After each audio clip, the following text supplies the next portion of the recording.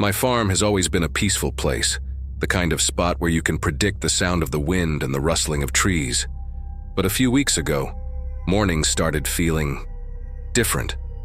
Tools from my shed began disappearing, muddy footprints showed up near the barn, and one morning I even found the shed door wide open. At first I thought it might be a careless neighbor or maybe even an animal, but the footprints told a different story. They were human. What unsettled me the most was how, day after day, it seemed like this person was getting bolder. I decided to up my game. I got new locks, stronger chains, and even set up a few simple traps around the weak spots of the property. But none of it worked. Every morning there were new signs that someone had been there again. It was like they were playing with me, almost taunting me. That's when I decided I'd had enough. Armed with a sleeping bag, a flashlight, and my rifle, I made my way to the barn one night. I wasn't going to let them get away with it this time. On the third night, my patience finally paid off. Around 2 in the morning, I heard footsteps on the wet grass. They weren't quiet, but they weren't rushing either. Steady, deliberate. My heart started racing as I peeked through the crack in the barn door. That's when I saw them. A hooded figure, wearing a heavy jacket, slowly making their way toward the tool shed. They carried a small flashlight, its beam bouncing off the ground. I froze for a second, my mind scrambling to figure out what to do. The scene felt almost unreal. Who the hell was this person, and why were they here? As soon as I saw them messing with the shed's lock, I made my move. I kicked the barn door open and charged out, shouting with my rifle in hand. They froze for a moment, just long enough for me to get closer, but before I could catch them, they bolted into the darkness like they knew every inch of my property. I chased them as far as the creek at the edge of the farm, but the trail stopped cold there. Breathless and frustrated, I walked back to the barn, feeling like this wasn't the last time I'd see that hooded figure. The days after that were a mix of fear and frustration. I couldn't stop thinking about the hooded figure and what they might have been after. Every day I combed through the property, looking for anything out of place, something I might have missed before. That's when I decided to check the barn more thoroughly. I searched every shelf, every little corner, determined to find some kind of clue. And then I did. Between 2 loose wooden planks on the wall, I found something that didn't belong to me. A gun. It was old and rusty, but still very much a weapon. My stomach dropped. Why would someone hide a gun in my barn? Was it meant for me? Were they planning to come back for it? My mind was racing, trying to piece it all together.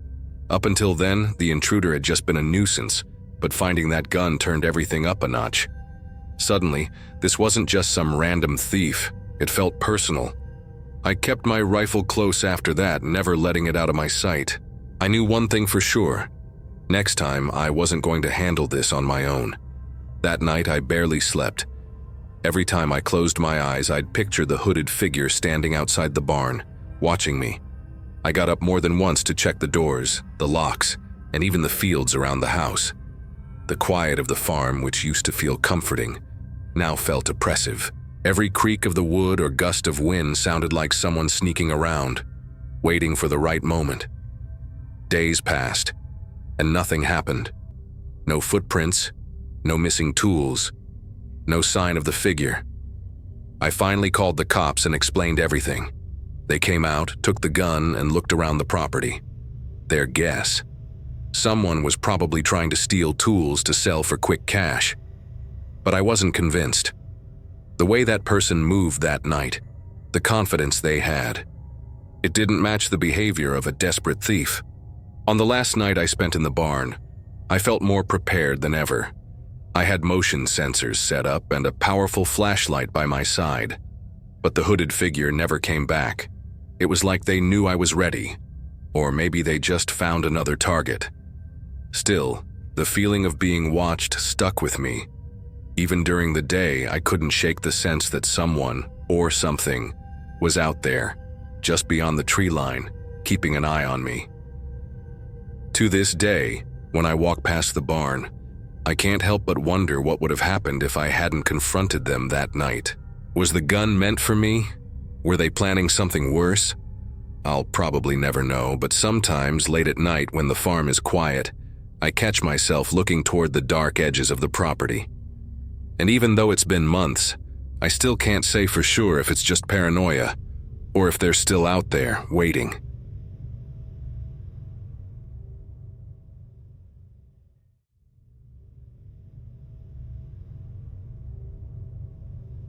I agreed to help a friend take care of his farm while he was away because honestly, it seemed like a nice way to escape my busy city life and enjoy some peace and quiet.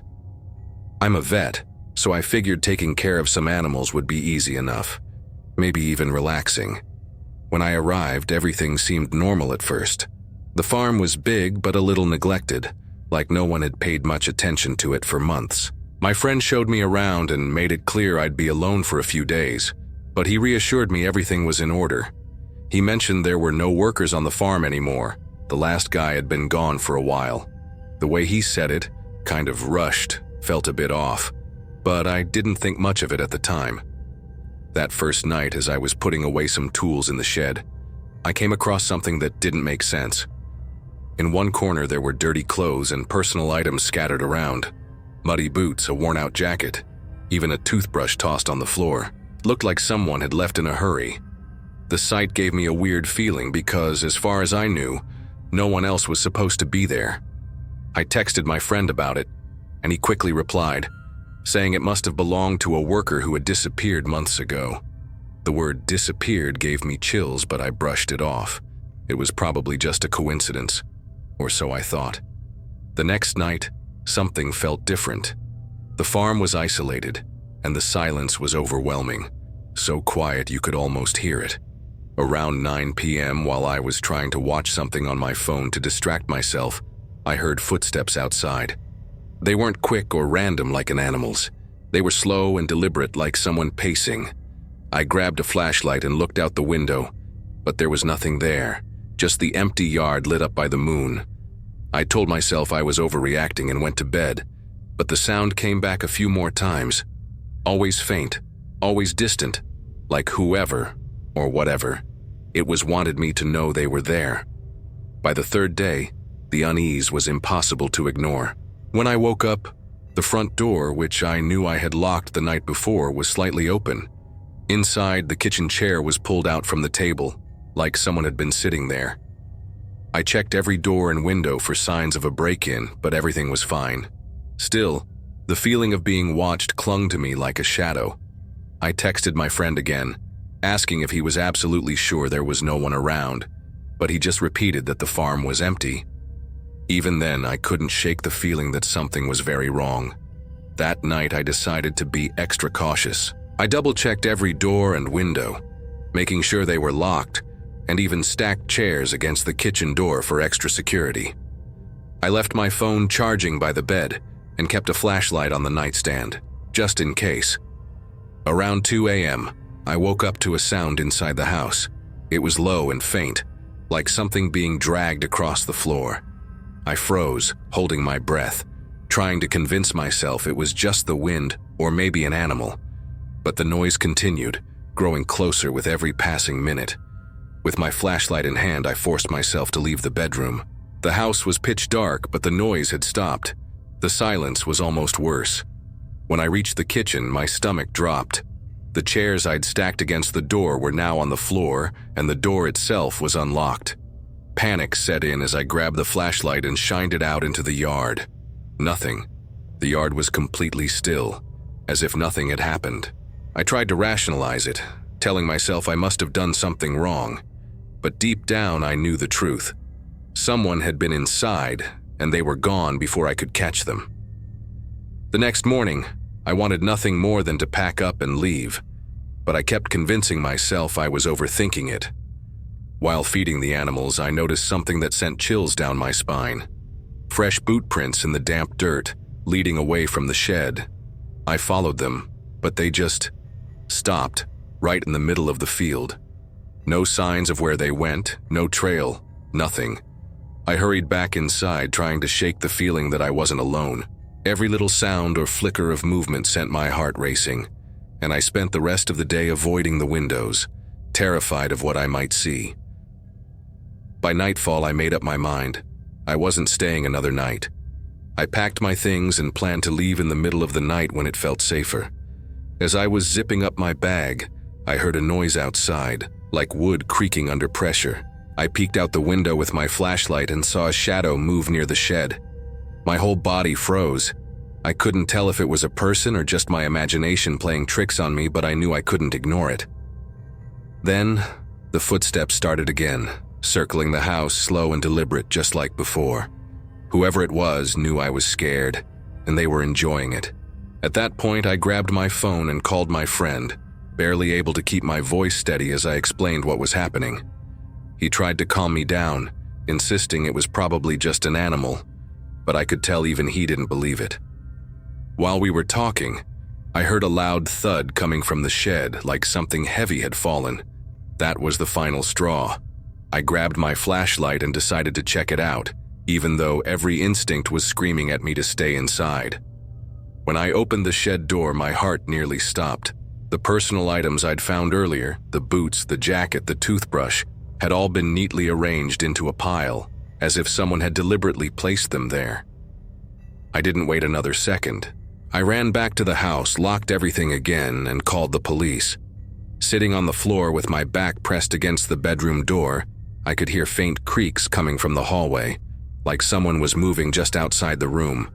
I clutched the phone, ready to call again if I had to, but the sound stopped just as quickly as it started. When the police finally arrived, I rushed to the door to let them in. They searched the house and the shed, but there was no sign of anyone. The boot prints outside were still there, but they led nowhere. One officer commented on how fresh the prints looked despite the recent rain, which only made my stomach twist. Whoever had been there knew the farm well and had vanished without a trace. The officers stayed for a while to make sure I felt safe, but I knew I couldn't stay another minute. As soon as they left, I packed up and drove straight to a motel in town. My friend apologized later, but I couldn't shake the feeling that he wasn't telling me the whole truth. To this day, I have no idea who or what was on that farm with me. All I know is that I've never gone back, and I don't plan to.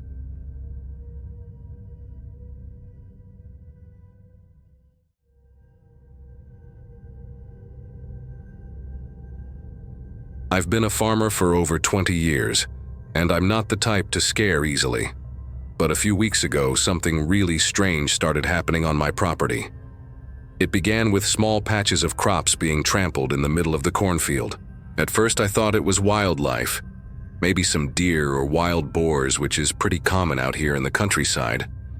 But what really threw me off was the shape of the marks. They were almost perfect circles.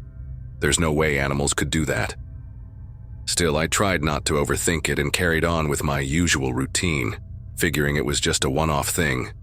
But every night, more of these marks showed up, and they were always the same pattern. I started noticing they were getting bigger and more unsettling, closer to my house. That's when it really got to me. My farm has always been a peaceful place, and I've never had to deal with trespassers or anything like this. One night, I decided to stay up and see if I could catch whatever was doing it. I grabbed my flashlight, my old shotgun, just in case, and sat on the porch with a clear view of the cornfield. The night was eerily quiet, but around 2 a.m., I heard it. Soft footsteps crunching through the crops. My heart was racing. I grabbed the flashlight and headed toward the sound, trying to move as quietly as I could. As I got closer, the footsteps sped up, and I saw silhouettes running through the plants. It looked like a group of young people, maybe 3 or 4. But it all happened so fast that I couldn't make out any faces. They ran off into the woods surrounding my property, leaving behind this eerie silence. For a moment I felt relieved, thinking it might just be some kids messing around or trying to scare me. I went back to the house, still puzzled but hoping that was the end of it. The next morning, I went out to check the spot in daylight and found something that chilled me to the bone. It wasn't just the circle anymore.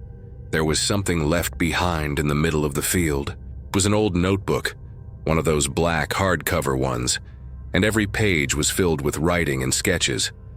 The drawings were detailed maps of my property, with strange markings around the house and barn. Some pages were filled with circles, drawn over and over, and others had phrases scrawled on them that didn't make much sense at first. Stuff like "observation complete," and entry point confirmed. This wasn't some kid's prank, it felt way more sinister. I spent the entire day trying to make sense of those notes. Who were these people, and why were they studying my property? I started wondering if they were planning a robbery or something worse. I racked my brain trying to think of any strange cars or unfamiliar faces in the area, but nothing came to mind. That night, I was on edge. I locked every door, turned off all the lights, and sat by the window with my shotgun across my lap. Around 3 a.m., I heard something that made my stomach drop. Faint laughter coming from the cornfield. It wasn't loud, but it was enough to send a chill down my spine. I stood up slowly and grabbed my flashlight. As soon as I pointed it toward the direction of the laughter, it stopped, and everything went dead silent. I couldn't see anyone, but the rustling of the plants told me I wasn't alone. Once again, whoever it was took off before I could catch them. When I went back to the spot where the notebook had been left, I found something new. A small pile of rocks arranged in a strange pattern, a triangle inside a circle. It didn't look random. My heart started pounding as I realized this wasn't just vandalism or some harmless prank. The next morning, I decided I couldn't ignore this anymore. I took photos of the marks in the notebook, thinking I'd bring them to the police. As I flipped through the pages again, I noticed something I'd missed before. One of the notes mentioned the barn, along with that night's date. It felt like they were planning to come back. My head was spinning and I couldn't decide if I should stay another night or leave the property entirely. But this was my home, my livelihood. I wasn't about to let anyone scare me off. When night fell, I set myself up in the barn, hiding among the tools and machinery. The wind creaked against the wooden doors, making the whole situation even more nerve-wracking. Hours passed in complete silence until I finally heard footsteps approaching. This time, they weren't light and sneaky, they were steady, deliberate. The flashlight I'd left propped up in the corner of the barn reflected off something metallic, maybe a knife or some kind of tool. My heart was in my throat, but I stayed perfectly still, trying to figure out what was happening before making a move. The footsteps stopped right at the barn's entrance, and for a few seconds, everything was dead quiet. All I could hear was my own breathing, which I was struggling to keep steady. Then, out of nowhere, there was this high-pitched scraping noise, like something being dragged across the concrete floor. I couldn't tell what it was, but the sound echoed in a way that sent chills down my spine. My mind was racing. Was it the same group of kids? Or was it something worse? I finally decided to shine my flashlight toward the noise, even though it meant giving away my hiding spot. As the beam cut through the darkness, I saw a shadow sprint away. Once the noise stopped, I worked up the courage to step out of the barn and look around. Right at the entrance, I found something new, a rusty chain coiled up, tied with a piece of red ribbon. Attached to it was a note. My stomach sank as I unfolded it. The message was simple but chilling. "We're watching. Leave now." I froze for a moment, clutching that piece of paper like it was about to explode. I ran back to the house, locked every door and window, and sat there trying to figure out what to do next. The police took my report the next morning, but they didn't seem too concerned. After that night, the circles stopped and no one came back. But even now, I can't shake the feeling that they were planning something much bigger, and for some reason, they gave up. I'll never know why.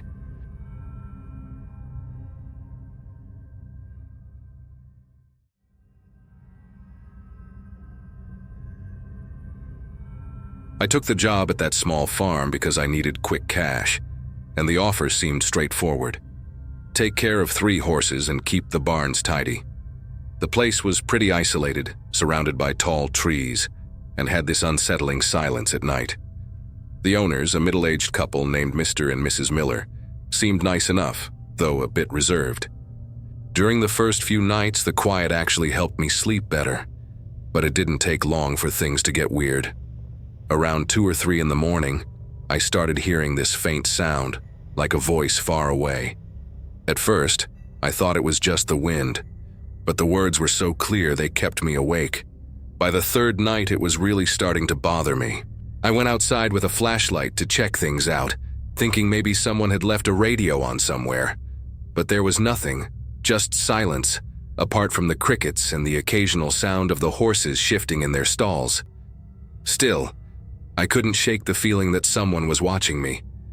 The voice kept coming back every night, faint but unmistakable, and I started to catch words like, "help" or "save me."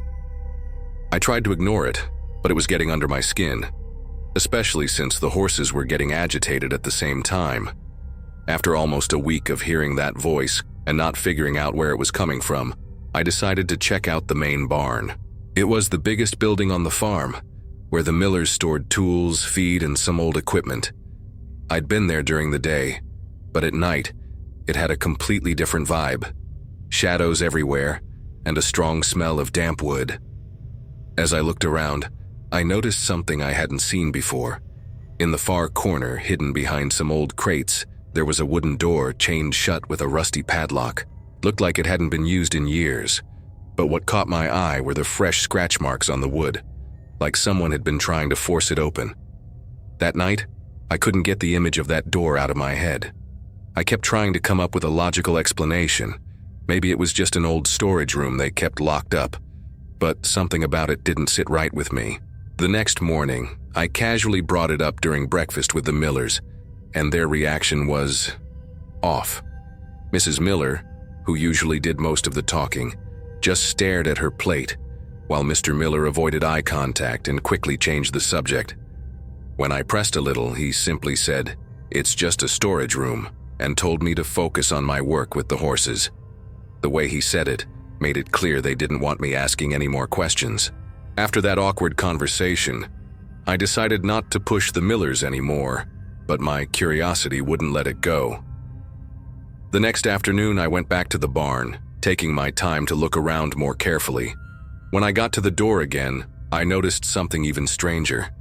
The chains were slightly loose, like someone had been messing with them recently.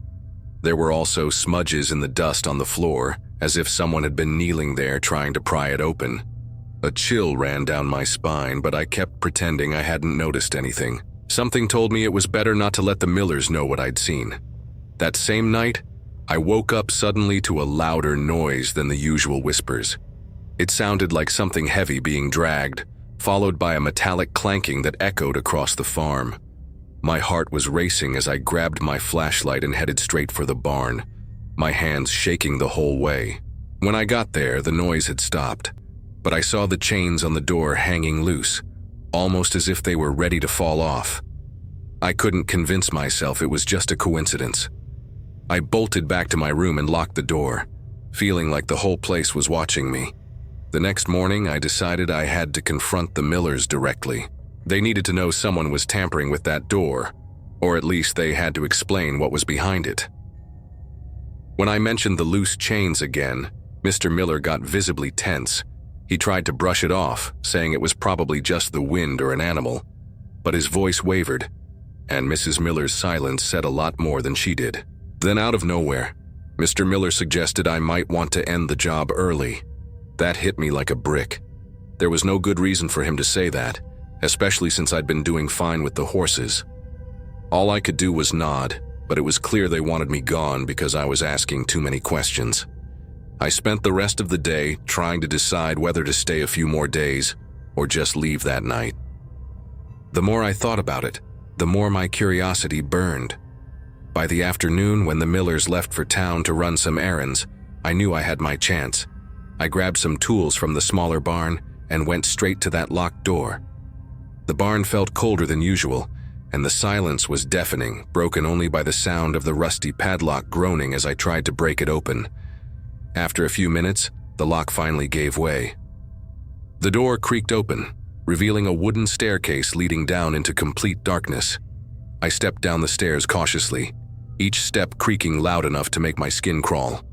The air down there was freezing, and the smell hit me like a punch.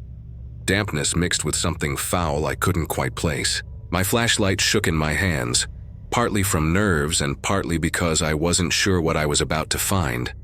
At the bottom, the room opened up into a large, cold space with stone walls that looked like they'd been there for decades.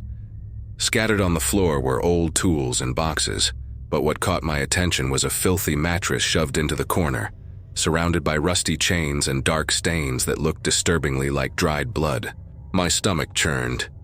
Before I could react, I heard a muffled noise that made my heart stop. It was the same voice I'd been hearing for nights, but this time, it was much closer, practically whispering in my ear. Only now, it wasn't a faint plea, but a desperate, chilling scream. "Help me!"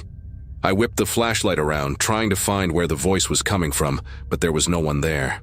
Panic surged through me, and I bolted up the stairs, nearly tripping over myself in the rush. As soon as I reached the top, I slammed the door shut, rewrapped the chains as best as I could, and sprinted back to my room, locking the door behind me.